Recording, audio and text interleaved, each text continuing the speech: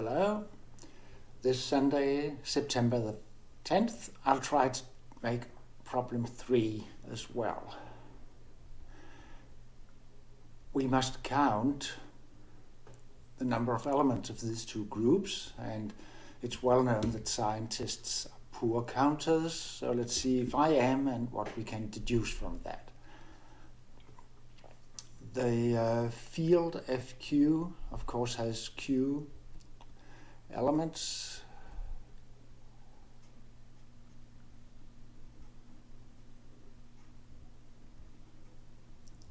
Which we'll write as P to eth. And the general linear group, so all we need is the determinant to be distinct from naught.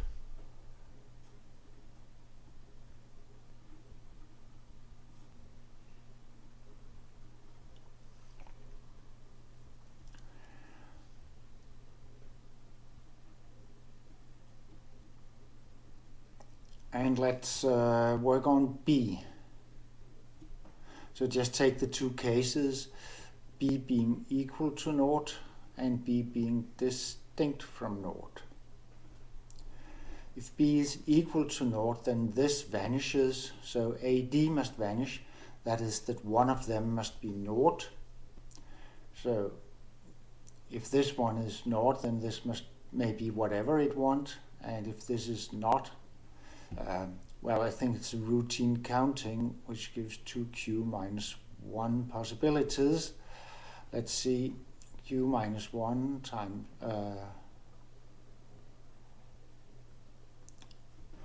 that was not correctly remembered, I think. If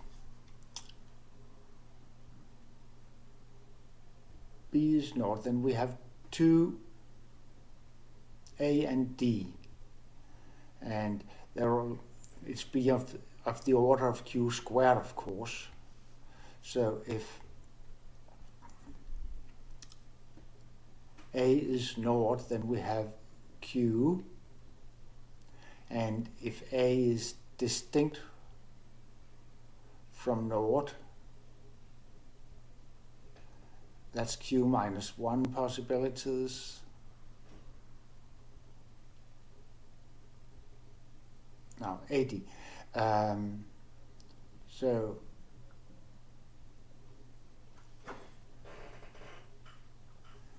AD must be, so A cannot be naught. They both have to be distinct from naught. So that's q minus 1 squared.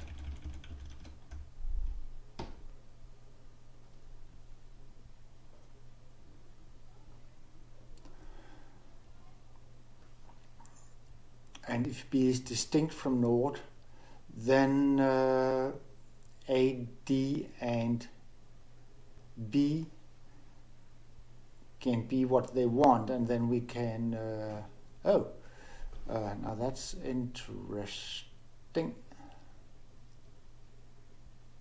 If we solve the equation that this equals some x and solve it for C, then there's always a solution. So that means that we have AD, we can choose freely, that is q squared, and then we can choose x, not quite freely, there are only q minus 1 possibilities.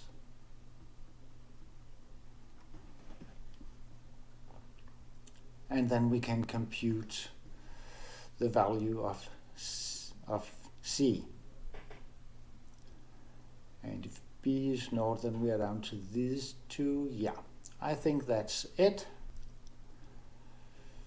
So let's see if we can reduce it.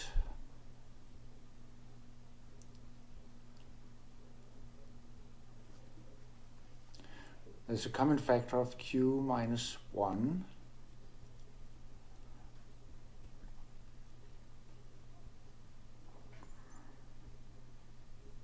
Then we have q minus 1 plus q squared.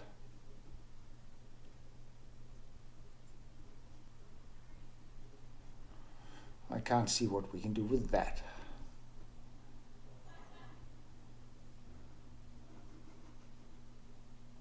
All right, and now let's go to B.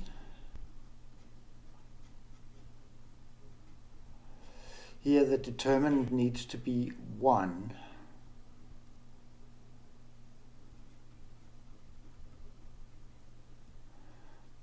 And here it was 3.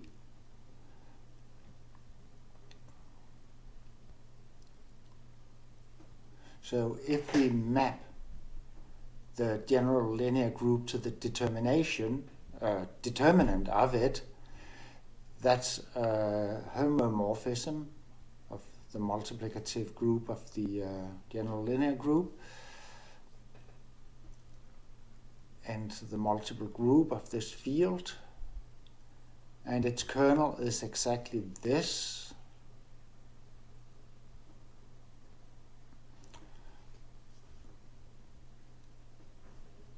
Now what I'm getting to is that the order of the group, oh, here we have it, is this. But let's try to count it directly. And let's work on B again. B being naught or B being distinct from naught. If B is naught, then A times D must be 1. And we can choose A in the multiplicative group. So we have Q minus 1 possibilities, then D is fixed. But I guess I missed that over here. C is totally free, so it must be multiplied by Q. Now what did I do over here? If B is naught, then C is free. AD, so we have to multiply by Q.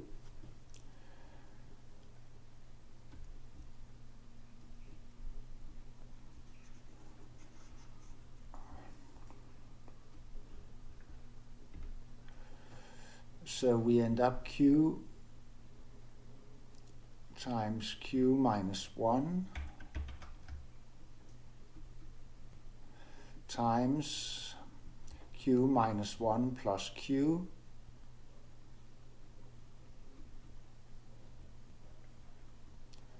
I don't like that. This is a third order, this is a third order, that makes kind of sense. Except we have a choice of, a choice of B. Here we have a choice of, a free choice of C.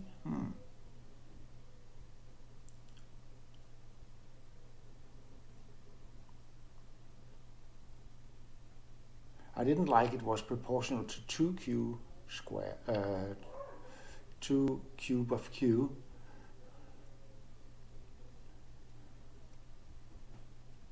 I had expected it to be of the order Q to the 4th.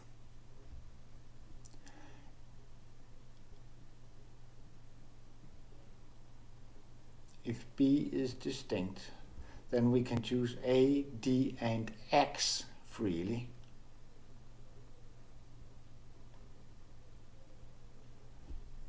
So it's Q to the 3rd.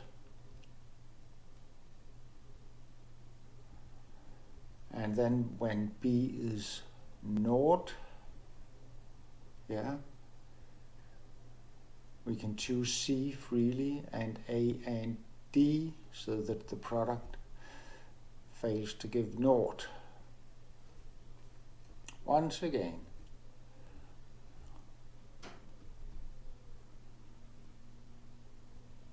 It felt wrong. All right.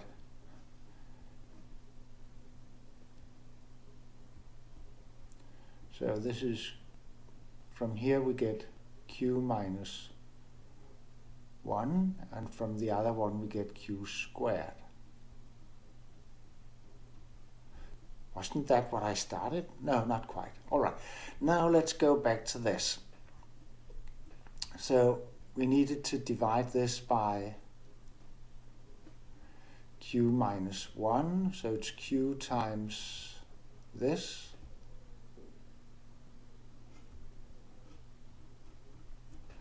All right. Now if b is distinct from naught, then we can choose a and d freely, and b, and then we compute c.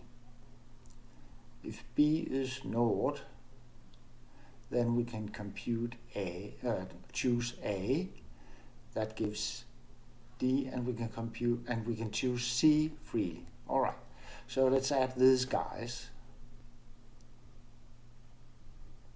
Q times it's q minus 1 we have in q minus 1 we have in common,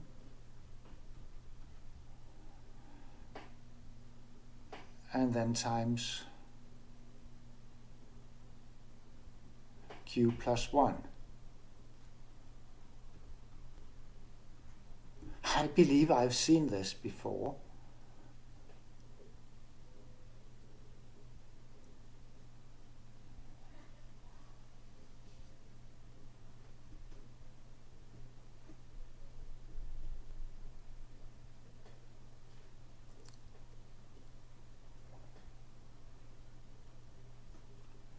But that disagrees with what we got up here.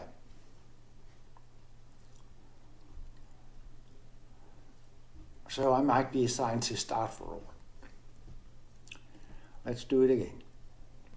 You know what, that's a waste of your time. I'll just make a break and find the error and then report what I believe. I think I made an error here. If b is distinct from naught, then we can solve the equation. So these are free, q squared. B has q minus 1, and x must not be naught. So only q minus 1.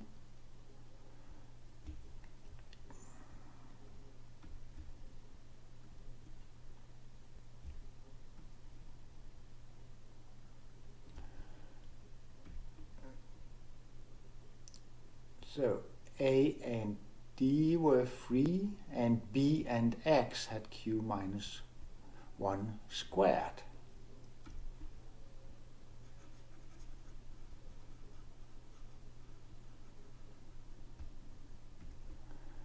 So we have q minus 1 squared plus q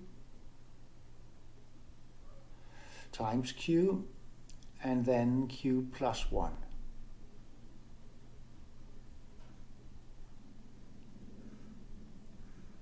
Then when we divide by q minus 1,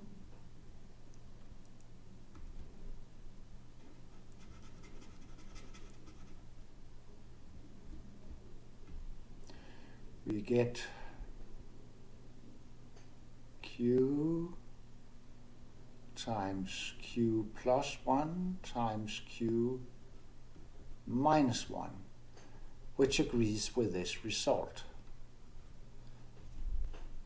That was it.